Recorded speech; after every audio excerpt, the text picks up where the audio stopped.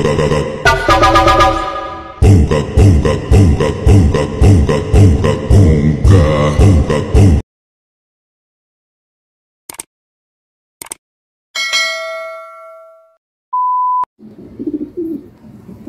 what's up mga idol? Yan. Ready ulit natin si 135. Contender na naman siya sa SP3. Yan, patulog na to mga idol. Medyo mababago na resulta niya. Kaya ganda natin na motivate kay 135. Yan. Sana agahan niya kasi third overall na siya. Sana mag-clock ng maaga para makuha natin yung first overall champion. Yan.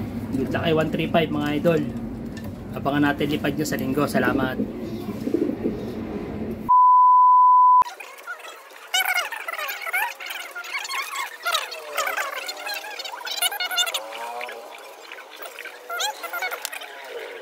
One eternity later.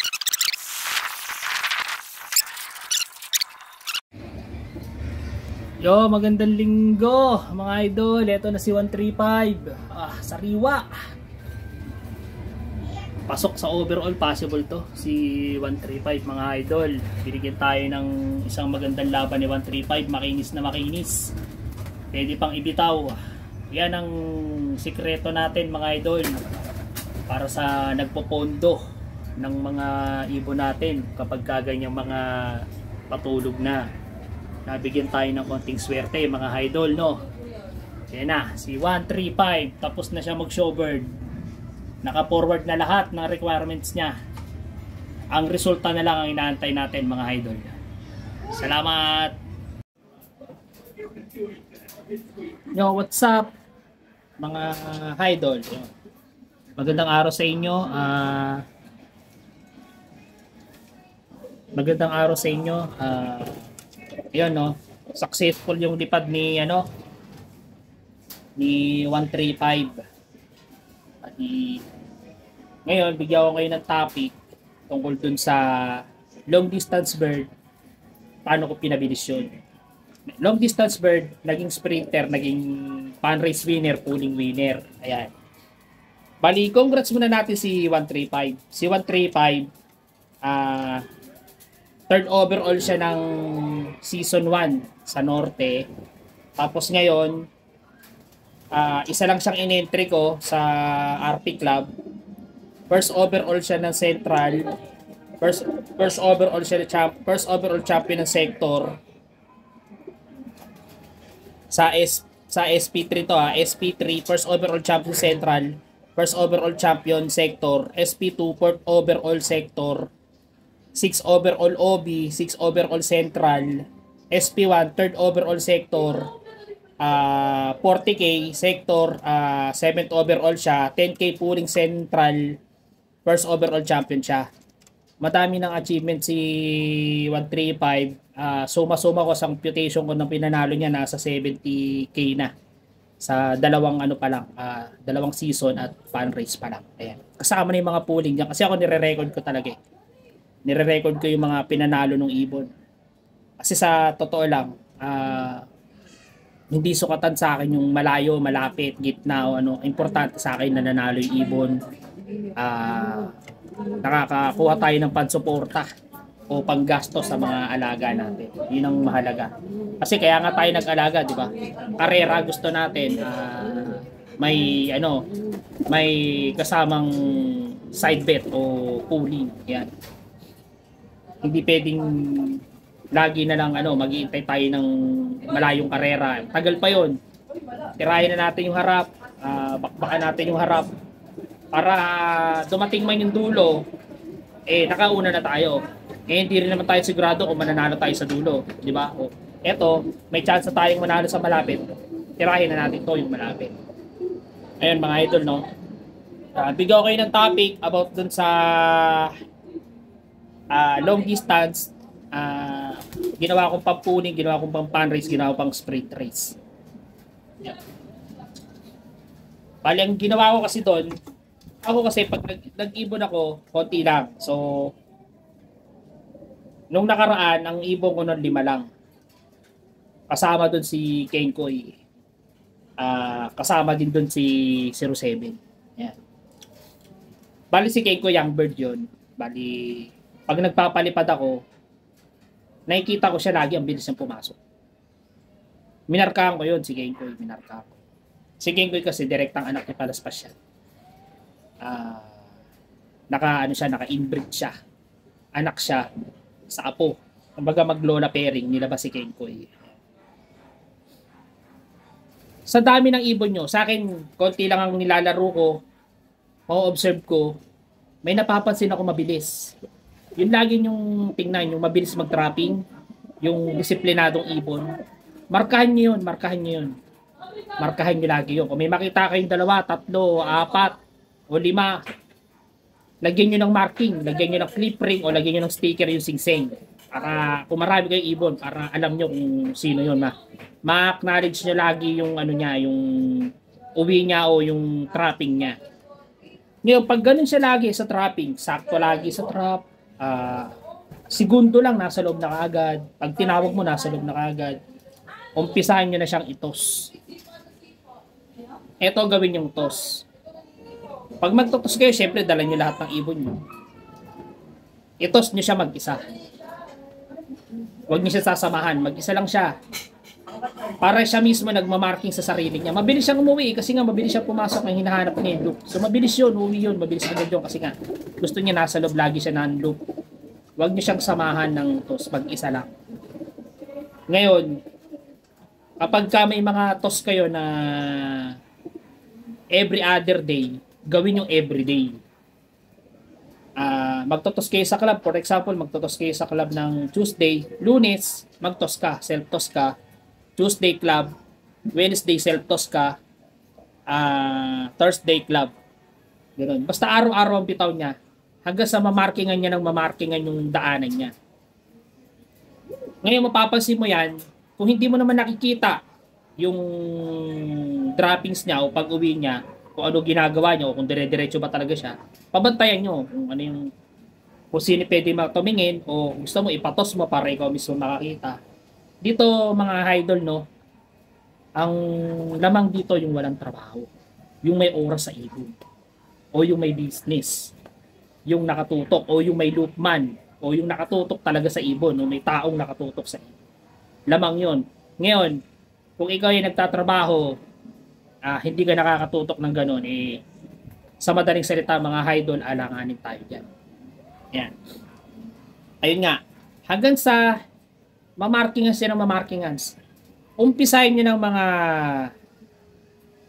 5, 10, 15 kilometers hanggang sa mag 30 kilometers. Ngayon, ito yung pinakamatinding tip sa inyo pagdating sa toss.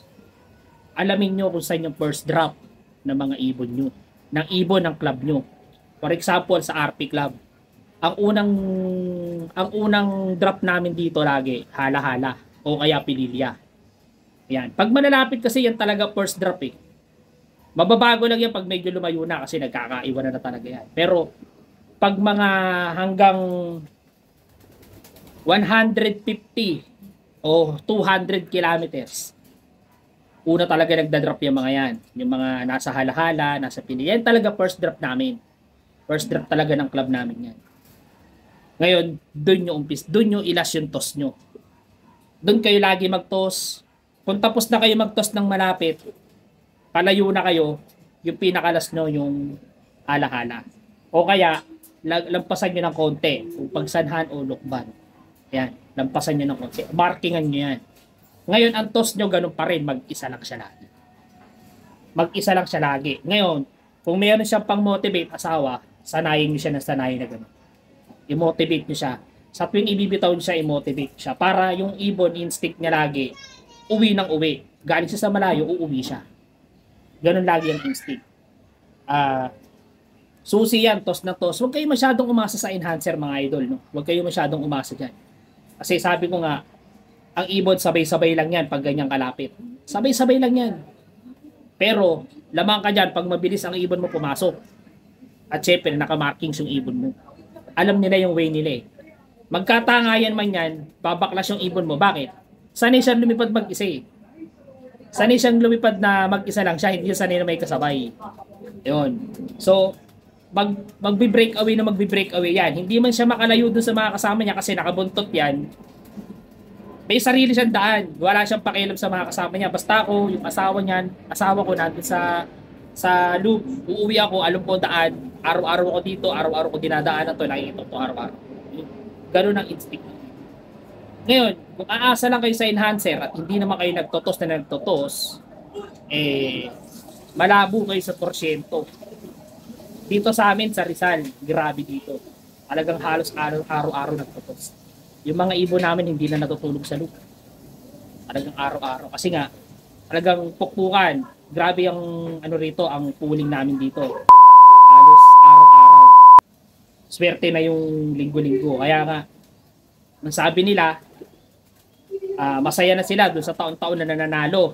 Ay dito sa Rizal, every other day, every week, o every day ang swertihan ng panalo rito sa Rizal. Ibang laban dito. Talagang kung gusto mo ng tayaan o gusto mo karera talaga dito sa amin. Talagang mapapalaban ka nito. 15 to 20 kilometers pa lang, pulling na kaagad. Makakalaban mo na dyan yung mga bata, mga street fighter. Nandiyan na, makakalaban mo lahat dyan. Yung magagaling sa harap, magagaling sa gitna, magagaling sa dulo, makakalaban mo lahat dito sa Rizal. Maraming magagaling dito na talagang hindi natin masukat yung galing. Hindi na ako mag-mention ng pangalan, alam niyo naman yan kung sino yung mga yan. Talaga makikita niyo naman sa resulta. So hindi ka pwede magpabaya. Pag ganun kagaling ang kalaban mo, hindi ka pwede magpabaya. Kailangan nandun ka, lagi ka nag-focus. Yun na nga. Tos ng tos, araw-araw. Lamang yung may oras. Lamang yung may pantaya. Lalo ngayon, naka-markings ka, may pantaya ka, sagad ka. Para pag nag-lap winner ka, sakutin mo lahat ng taya sa'yo. Ganun ang labanan dito. So, syempre, minsan kumakabig kami rito, isang bitaw, 6,000, isang bitaw, 5,000. Yan, minsan pag sinuwerte-swerte, umaabot ng mga 10,000. Yan, pag malaki ang tayaan, lalo pagka Sabado, Linggo, yan. Talagang karera. Dito, karera talaga laban dito. Ayun nga, sana makatulong sa inyo. Ulitin ko sa inyo, huwag masyadong umasa sa enhancer. Umasa kayo sa motivation, markings ng ibon sa toss, bitaw ng bitaw, toss ng toss, disiplina ng ibon. Yan yung isa sa mga factor na nakita ko na kahit long distance ang ibon mo, kaya mong pabilisin. Kaya mo siyang pabilisin dahil sa motivation, sa toss, markings, disiplina. Yan. Ayan mga idol, no? Sana makatulong sa inyo yan. Ayun nga, ayan, experience ko na yan, ilang taon na rin. Ganyan lang ang ginagawa ko. Hindi naman tayo nawawala sa resulta pagdating sa ganyang labanan. Nakakasabay tayo, nakakadikit tayo sa mga magagaling. Ayan. Hindi ka makakapwesto ng maayos kapag wala kang oras. Kailangan ng oras sa ibon. Ayun lang. At syempre, huwag tatandaan, bloodlines. Ayan, sana makatulong sa inyo. Long distance bird, paano pinabilis? Ayan, sinabi ko na. Good luck sa mga karera nyo. Huwag tayong personal masyado sa pag-iibon. Ibon-ibon lang. Pag hindi kaya kalaban, laylo tayo. Ganun lang, laylo lang. Pero pag alam mong kaya, sagaran mo na. Tagus-tagus na kahit saan, area. Ayan.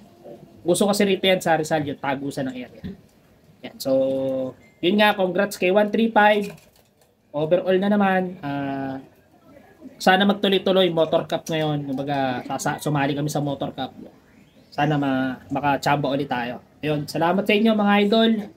Good luck sa karera nyo. God bless sa inyo. Ingat lagi. Salamat. Maraming salamat mga idol. Please like and share my YouTube channel and my reels.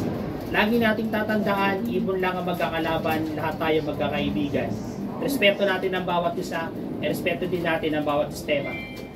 Peace.